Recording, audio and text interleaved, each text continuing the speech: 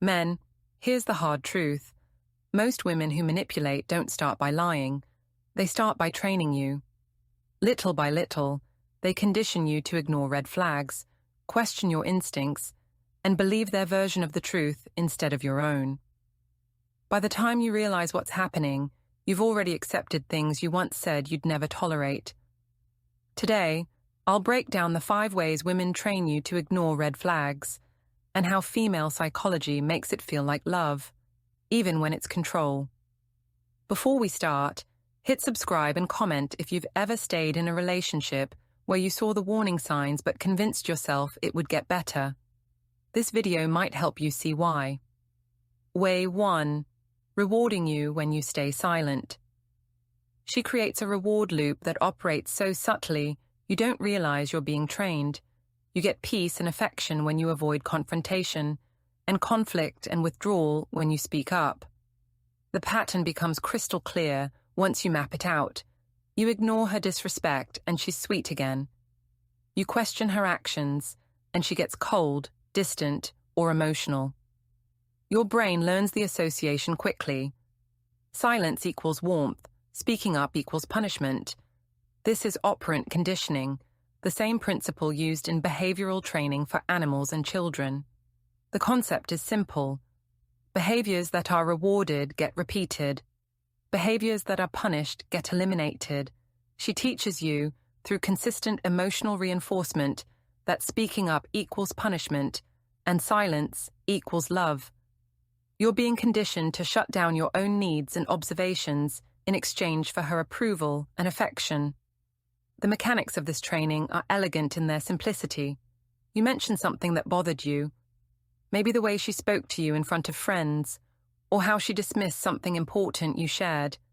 Her response isn't to acknowledge your feelings or apologize. Instead, she suddenly becomes irritated or distant. The atmosphere shifts, the warmth disappears. You're left feeling like you caused a problem by bringing up a problem. The next time something bothers you, you hesitate. You remember how she reacted last time. You tell yourself it's not worth the conflict. You stay quiet, and immediately, she's warm and affectionate again. She laughs at your jokes. She touches your arm when she talks. She makes you feel valued and wanted. The contrast is stark. Silence brings closeness, honesty brings distance. Over time, you stop saying anything just to keep the peace. You convince yourself that small issues don't matter, that bringing them up would be petty, that relationships require compromise. But this isn't compromise, it's conditioning. You're not choosing to overlook minor things. You're being systematically trained to ignore red flags through a carefully constructed system of emotional rewards and punishments. The insidious part is how natural it feels. She's not sitting down and plotting to condition you. The pattern emerges from her desire to avoid accountability, combined with her understanding of what makes you comfortable or uncomfortable. She learns that showing affection after you stay silent keeps you quiet. She learns that withdrawing affection when you speak up makes you stop. The training happens organically, but the result is deliberate. You become someone who doesn't question her, doesn't challenge her, doesn't hold her accountable. Eventually, you can't even remember what your original boundaries were. The version of you that would have spoken up about disrespect gets buried under months or years of conditioning. You've been rewarded so consistently for silence that speaking up feels unnatural, almost wrong. She successfully trained you to ignore red flags by making ignorance feel like love. Way 2. Normalizing disrespect. Slowly. She doesn't start by openly disrespecting you because that would trigger your natural defenses. Instead, she tests your boundaries incrementally, watching to see what you'll tolerate. A playful insult that cuts just a little too deep. A dismissive tone when you're talking about something that matters to you. Joking about something you told her in confidence, turning your vulnerability into entertainment for others. Each time you let it slide, the behavior escalates. The insult gets sharper. The dismissiveness becomes more frequent. The violations of trust grow larger. She's calibrating exactly how much disrespect you'll accept before pushing back, and then she stays right at that edge, occasionally testing to see if the boundary has moved. This is called desensitization, a psychological process where repeated exposure to something reduces your reaction to it. She slowly adjusts what you see as normal behavior in a relationship. When disrespect becomes routine, your brain stops reacting to it as a red flag. It becomes background noise, just part of how she communicates, something you accept as her personality rather than recognizing as mistreatment. The progression is gradual enough that you don't notice it happening. The first time she calls you lazy in front of her friends, it shocks you. The comment lands with weight because it crosses a line you thought existed.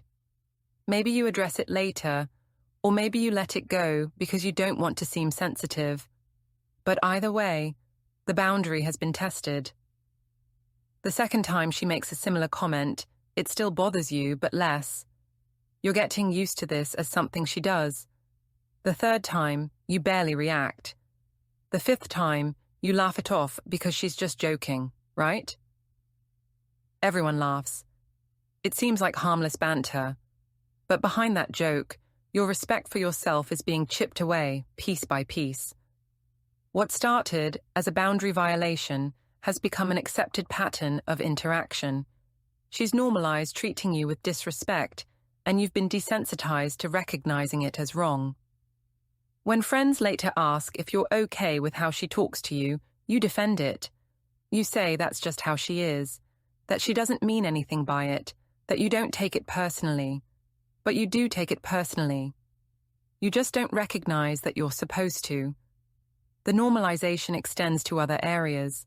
She shows up late consistently, and you stop expecting punctuality. She cancels plans last minute, and you stop making plans that matter. She ignores your messages for hours or days, and you stop expecting timely communication. Each disrespectful behavior gets normalized through repetition until your standards have been completely recalibrated. You become the frog in boiling water, unable to recognize the danger because the temperature increased so gradually. If someone had treated you this way on the first date, you would have walked away. But because it happened slowly, because each new level of disrespect was only slightly worse than the last, you stayed. You adapted. You normalized what should have been deal breakers. Way 3. Using guilt to make you feel selfish for having boundaries. She makes you believe that saying no or standing up for yourself hurts her emotionally. When you try to assert a boundary, she reframes it as you being cruel, cold, or unloving. "I can't believe you'd say that to me," becomes her response to you expressing discomfort. "You're so cold lately," is how she characterizes you having needs of your own. "I thought you loved me. Why are you acting like this?" Turns your self-respect into evidence of your inadequacy as a partner. Guilt is one of the most powerful emotional control tools because it weaponizes your empathy against you. When a woman makes you feel guilty for asserting your needs, you begin to associate boundaries with cruelty. Setting limits feels mean. Protecting yourself feels selfish. Standing your ground feels like you're hurting someone you care about. You start putting her emotions above your own sanity because she's conditioned you to see her feelings as more important than your well-being. The mechanism is straightforward, but devastatingly effective. You tell her you're not comfortable with something she did. Maybe she shared something private about you, or she made plans without considering your schedule, or she spoke to you disrespectfully. Instead of acknowledging your feelings or apologizing for the impact of her actions, she responds with emotional pain. Her eyes fill with tears. Her voice breaks. She talks about how much she does for you, how hard she tries, how unappreciated she feels. She reframes your legitimate grievance as an attack on her character. You came to address a specific behavior, but suddenly you're defending yourself against the accusation that you're a bad partner who doesn't appreciate her. You end up apologizing to her, even though you were the one being wronged. The guilt overwhelms your original concern. You feel terrible for making her cry, for making her feel unappreciated, for hurting her feelings. The fact that she hurt you first gets lost entirely. The conversation ends with you comforting her and promising to be better, while the issue you raised never gets addressed at all. This pattern trains you to avoid setting boundaries, because boundaries result in guilt that feels unbearable. Over time, you stop bringing things up. You convince yourself that your needs aren't that important, that asking her to change would be asking too much, that a good partner accepts their woman as she is without trying to control her. But having boundaries isn't control. It's self-respect. Expecting basic respect isn't asking too much. It's asking for the bare minimum. She's confused you about these fundamentals by making you feel selfish for having standards. She's trained you to prioritize her emotional reactions over your legitimate needs, and in doing so, she's trained you to ignore red flags because acknowledging them would require setting boundaries you've been conditioned to see as cruel. Way 4. Overwhelming you with good moments after bad behavior. Every time you catch her crossing a line or acting cold, she flips the emotional tone with sudden affection. The pattern is predictable. Bad behavior followed by overwhelming goodness. She gives you days of coldness and withdrawal, then surprises you with an elaborate dinner. She disrespects you publicly, then writes you an emotional apology text. She creates conflict and distance, then initiates a night full of passion and intimacy. This is trauma bonding, the emotional roller coaster that makes your brain associate chaos with love. The term comes from research on why abuse victims often struggle to leave their abusers. The intermittent reinforcement of good and bad creates a powerful psychological attachment that feels more intense than consistent, stable affection ever could. Your brain becomes addicted to the highs that follow the lows. The relief of reconciliation after conflict produces dopamine, the same neurochemical involved in drug addiction. The contrast between her withdrawal and her sudden warmth makes the warmth feel more valuable than it actually is. You start focusing on the good moments so much that you ignore the bad ones completely, because the good moments feel so good specifically because they follow pain. She gives you the silent treatment for 2 days, refusing to acknowledge your existence, making you feel invisible and anxious. You don't know what you did wrong. You don't know how to fix it. Then suddenly, without explanation, she acts like nothing happened. She hugs you and says, "I missed you so much." She's affectionate and engaged in a way she hasn't been in weeks. The dopamine rush from that affection erases your memory of the disrespect. The relief of having her warmth back feels so good that you forget how terrible the withdrawal felt. You forget that her behavior created the problem in the first place. You just feel grateful that things are good again, and that gratitude makes you ignore the red flag that she weaponizes affection to control you. The cycle continues. Bad behavior, your increasing discomfort, sudden overwhelming affection, your relief and gratitude, repeat. Each iteration trains you further to tolerate mistreatment because you're always chasing the high of reconciliation.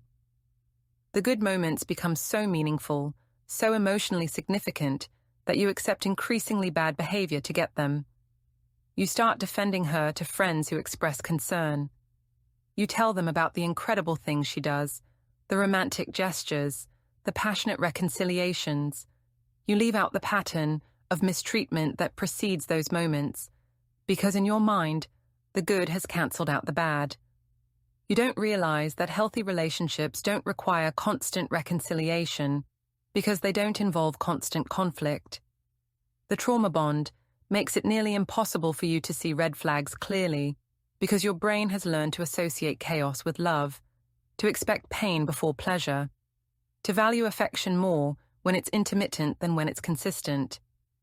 She's trained you to accept mistreatment by making the makeup so sweet that you forget what you're making up from. Way 5. Rewriting the narrative. So you doubt yourself. She manipulates your memory of events, making you believe things didn't happen the way you remember. When you bring up something she said or did, She responds with absolute certainty that your memory is wrong. "That's not what I said," becomes a constant refrain. "You're exaggerating again," suggests that you're unreliable. "You always twist things," implies that you're the one being dishonest or manipulative. This is classic gaslighting, but deeper. She's not just denying specific incidents, she's reshaping your perception of the entire relationship.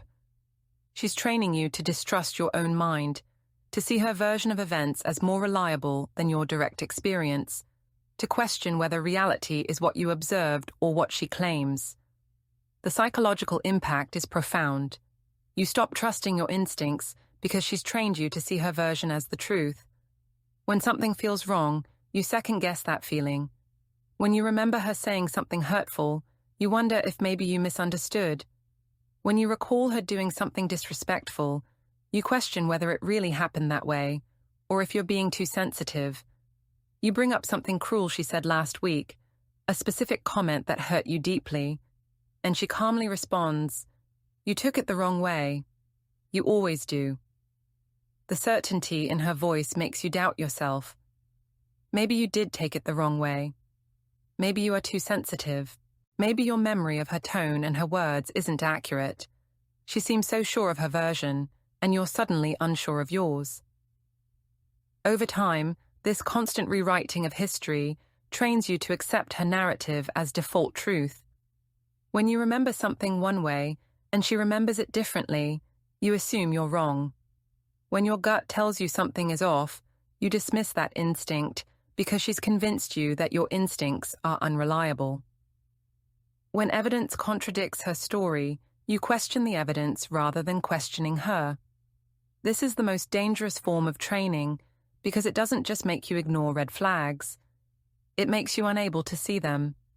When you can't trust your own perception, when your memory is constantly being invalidated, when your sense of reality is always being questioned, you lose the ability to identify what's wrong. The red flags are there, but you've been trained to doubt that you're seeing them accurately. She's not just hiding her bad behavior. She's training you to hide it from yourself, to participate in your own confusion, to be complicit in ignoring what you know to be true. By the time you realize what's happening, you can't even remember what your original concerns were because she's rewritten so much of your shared history that you don't know what actually happened anymore.